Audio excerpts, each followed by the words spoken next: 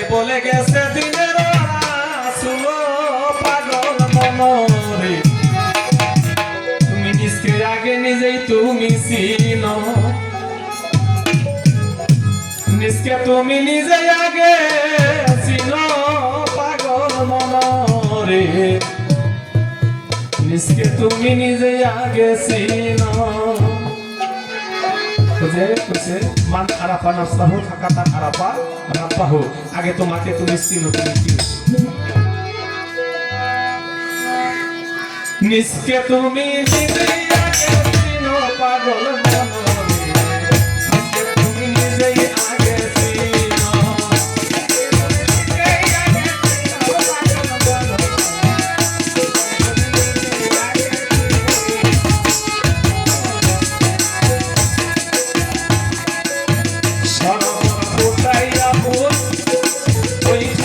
মোহাম্মদ রাসূল ওই বলে খেলছে নিরঞ্জন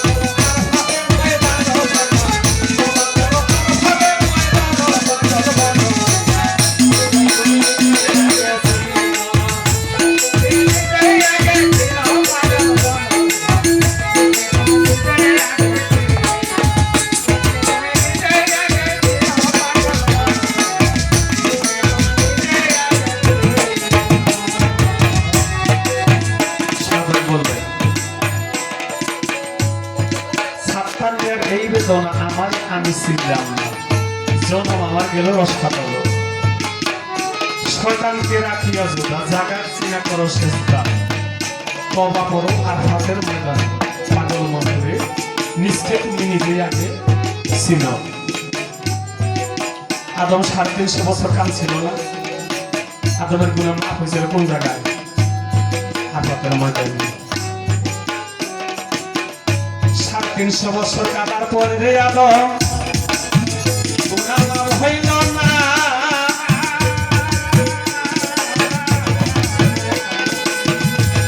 তাই বলে আল্লাহ গো তোমারে নিষেধ করছিলাম আদম সৃষ্টি করিল না।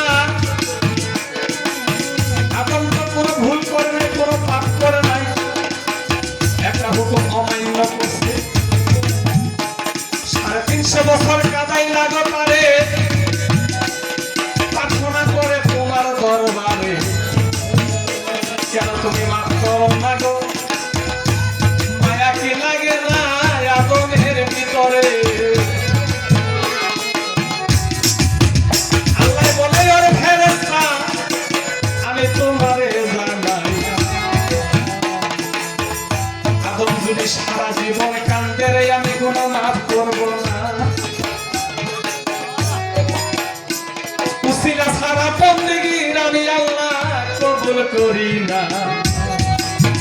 উসিলা কইরা যদি আদম আমার কাছে মাফ চাই আমি আদমের গুনাহ দিব মাফ করিয়া।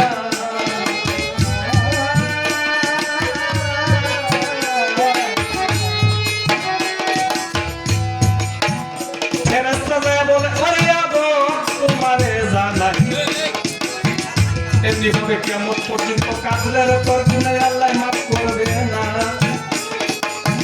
তাড়াতাড়ি দেরি করে না মুশকিলা বইরা ক্ষমা চাও রে চাইয়া।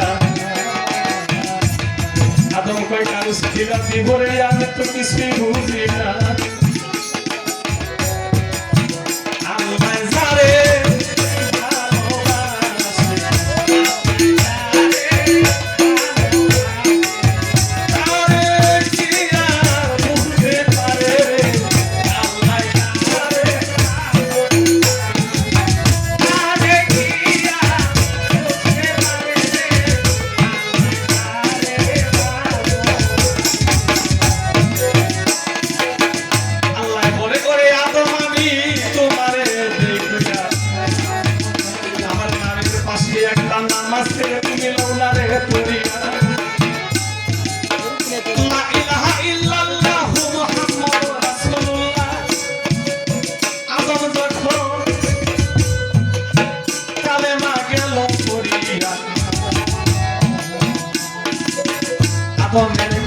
সেদিন আমি দিল করিয়া।